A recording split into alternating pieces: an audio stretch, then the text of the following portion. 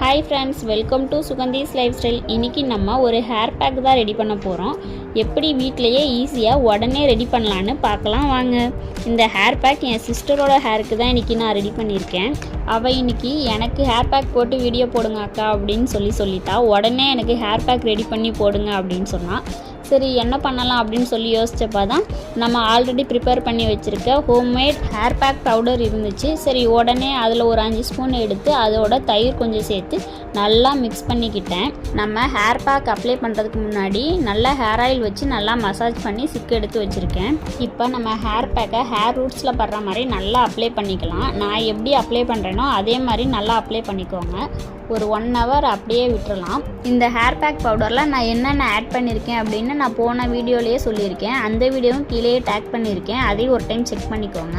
இந்த மாதிரி hair care வீடியோஸ்லாம் உங்களுக்கு வேணும்னா நம்ம சேனலை சப்ஸ்கிரைப் பண்ணிடுங்க. நிறைய பேர் சப்ஸ்கிரைப் பண்ணாமையே பார்த்துட்ருக்கீங்க. இந்த பவுடரை நம்ம சாதம் வடித்த தண்ணி, தயிர், எக் ஒயிட்டு இது மாதிரி எல்லாத்தோடையும் சேர்த்து மிக்ஸ் பண்ணிக்கலாம். இதெல்லாம் இல்லை அப்படின்னா நம்ம நார்மல் வாட்டர் கூட சேர்த்து கூட மிக்ஸ் பண்ணி யூஸ் பண்ணிக்கலாம். 1 ஹவருக்கு அப்புறம் இப்போ வாஷ் பண்ணியாச்சு. ரிசல்ட் எப்படி இருக்குன்னு நீங்களே பாருங்கள். உங்களுக்கு பொங்கல் செலிப்ரேஷன் எப்படி போச்சு அப்படின்னு சொல்லிட்டு கமெண்ட் பண்ணுங்கள். நம்ம போன வீடியோலேயே பொங்கல் செலிப்ரேஷன் பற்றி போட்டிருந்தோம். வீடியோஸ் பிடிச்சிருந்துச்சுன்னா நம்ம சேனலை லைக் பண்ணிடுங்க, ஷேர் பண்ணிடுங்க, சப்ஸ்கிரைப் பண்ணிடுங்க. Bye friends.